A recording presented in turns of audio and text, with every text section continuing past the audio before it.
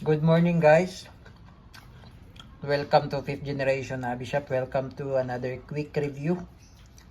Quick review lang tayo ng airsoft pistol. Meron tayo ngayong 1911 MEU ng WE brand. Ayan, made in Taiwan po ito.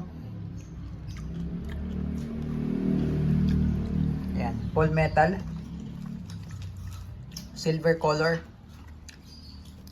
Ayan. Bali, ito yung pinakamagasin niya. Metal din. 15 rounder. Single stock. Ayan. Yung pinaka-grip niya, rubber na. Rubber na yan.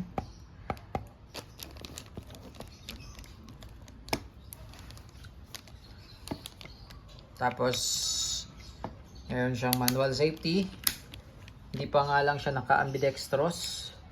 Yung manual safety. Working. So, kailangan, bago mo siya ma-safe, kailangan ibaba mo yung hammer. Kasi hindi mo siya hindi mo siya ma-safe. Ayan. Hindi mo siya mapipihit kapag hindi nakababa yung hammer. Kailangan ibaba mo yung hammer or kailangan ikasam mo. Ayan, bago mo siya mapihit. Ayan, safe. Yan yung safety. Safety off.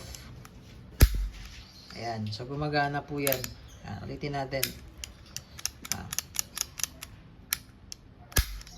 Ayan, tapos ngayon, meron siyang dual safety kasi ang 1911. Ito naman, beaver tail to. Ito tatawag na beaver tail.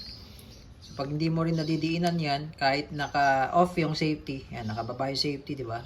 Naka-off yan. So, hindi ko didiinan yung beaver tail kahit kalabitin ko yan, oh. Hindi rin siya puputok.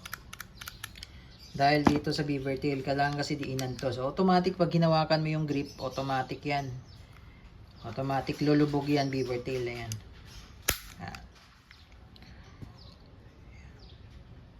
Meron siyang markings na WE sa grip. Ayan. Tapos yung sight niya sa front. Sa front, naka-fix. Sa rear naman, naka-fix din yan. Hindi na siya adjustable. Ayan. Classic 1911 silver. Ayan. Full metal po yan. Itong slide niyan, metal yan. Pati frame. Metal yan. Pati grip. Metal yan. Tapos, kagandahan nito, itong cover niya, ay rubber. Yung sa type A kasi, yung sa 1911 classic, plastic ito. Pero ito napapalitan naman yung grip na to, grip cover. Ayan, tapos ito may libre na siyang gas, pop dye, no? At yung bala niya, ito 0.23 grams, 4,000 shots yan. At yung silicone oil. Yan. Siyempre, yung manual, kasama na yan. Yan. So, load tayo ng load tayo ng gas. Ito pala, ilo-lubricate natin to. So, sa mga maintenance ng airsoft, kailangan lubricated siya. Yung mga valve na yan. Ito yung output valve. Ito naman yung inlet valve. Dito kinakarga yung gas. Ayan. Tapos baklasin na rin natin yung slide para malagyan natin ng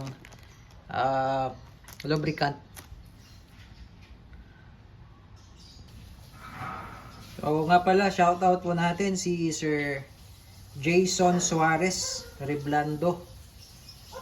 Shoutout sa inyo, sir.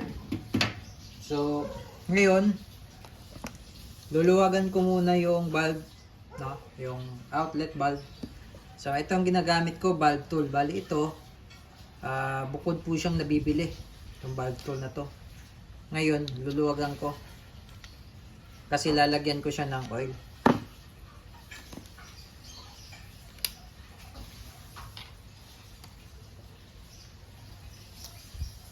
Kailangan kasi yung o-ring yan. May o-ring kasi yan sa likod.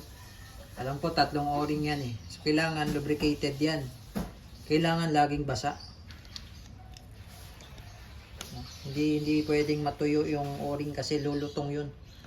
Yan. Kaya ko siya higpitan para mag-absorb yung oil dun sa loob. Yan. So ngayon, babaklasin natin yung slide kasi maglalagay tayo ng petroleum jelly. Ilulubricate natin. So sa pagbabaklas, kailangan walang magazine po yan. Kailangan remove yung magazine. Tapos, may makikita kayo dyan dalawang uka. Ayan. Yung unang uka, tapos yung pangalawang uka. Ayan. So, itong pangalawang uka, yung maliit na yan, isisentro mo siya dyan. Ayan, isisentro mo siya dyan. Ayan. So, hinto ka dyan. So, pag nasentro mo na siya dyan, sa kabila, ito, susundutin mo para umangat yung lock. No? Hold mo lang ganyan, hold mo. Tapos, susundutin mo yan. Ayan, umangat oh. Sugutin mo na lang yan. Ayan. So, ayan oh. Ayan. Diba? Ngayon, babaklas mo na siya. Ayan. Ito yung nilalagyan natin ng petroleum jelly. No? Sa mga nagtatanong at sa mga nagko-comment na hindi daw pwede yung petroleum jelly. So, may kanya-kanya naman tayong opinion. So, ako kasi, personally, ginagamit ko itong petroleum jelly. Kahit dun sa mga real steel. Kasi itong petroleum jelly, effective talaga siya. Dahil lang sinasabi nila, mag-accumulate daw ng dumi. Totoo naman, mag-accumulate ng dumi. Anong gusto mo? Yung madumi yung airsoft mo na hindi lubricated o lubricated siya pero may dumi? Kasi nalilinisan naman yan eh. So, importante dyan, lubricated. Diba? Nalilinisan naman. So, linisan mo lang. Pagtapos mo nang gamitin, linisan mo. Diba? So, ganun lang yun. Kasi yung petroleum jelly, napaka-effective kasing gamitin ito. Dahil matagal matuyo. Yan. So, yan. Ganyan lang. Diyan lang siya nilalagay. Yan. Tapos pasok natin. Balik natin yung slide. Ganun pa din. Ibabalik lang natin siya dito. Sentro ulit natin. Tapos i-insert lang natin yung lock. Yan. Ayun na. Oh, smooth na siya. Ang kagandahan sa petroleum jelly, matagal matuyo. No, hindi katulad ng mga silicone oil base, tuyo agad. Yan. So, yun nga, makakapitan siya ng dumi, di linisin na lang natin. Yun lang yun eh. Kasi kailangan dyan, lubricated yung mga slide na. Yung slide. So, yun.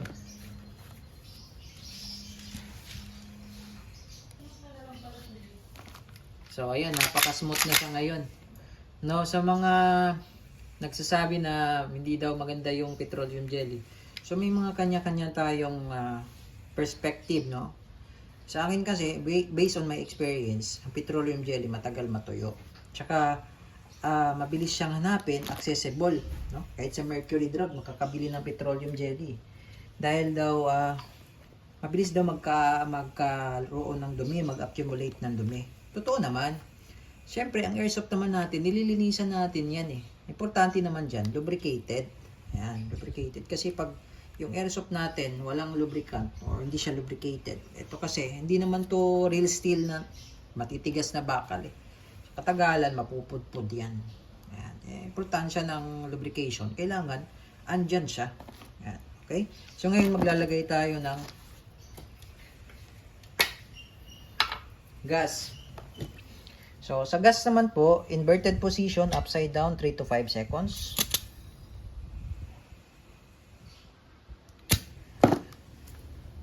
Ayan. Tapos, itong magazine na to, kapag continuous ang gamit, normally, lumalamig siya. Dahil dun sa gas na niloload natin, dahil sa propellant. So, gawin mo, gawin nyo lang, pahinga lang, papahinga nyo lang magazine hanggang sa mag-normal. Kasi pag malamig, continuous ang gamit mo, tapos malamig, mapifeel mo, mahina yung blowback eh. Parang nahihinaan ka, parang mahina. Dahil yung magazine, malamig. So, ito naman, ang capacity nito ay 15 rounder. Ayan, 1.5. Ngayon, yung spring kasi ng airsoft, malambot. So, para hindi agad lalambot yan, Huwag na nating punuin. Kahit mga 7-8. Yan, 7-8. Parang sa mga 45 din na real steel. Usually, ang mga bala lang naman yan. 7, 8, 9. Yan. Diba? Para meron tayong practical shooting ba? Mapapractice tayo. Ayan. Wala namang bala na 15. Meron siguro yung mga high cap. Ayan. Okay, so testing. May gas na siya, no? So, indicator pala na may gas yan. Matigas tong bulb na to. Itong outlet. Okay, so subukan na natin. Okay, so testing po tayo. Classic 1911 MAU. Airsoft pistol ng WE. Lutong. Ayan. Medyo sisipatin lang natin yung sight niya dahil wala siyang dot, no? Mababa kasi yung sight niya. So, firing. Yun, no? So, tinamaan siya. Ayan.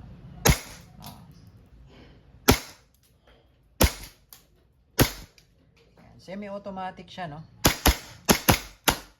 Ayan. So, naglalak na yan kapag wala na siyang bala. Release mo lang yon, tapos wag mong i-drop yung slide. Ang gawin mo, alalayan mo siya. And then release. Okay, so again, this is the WE 1911 MAU Silver Full Metal Airsoft Pistol.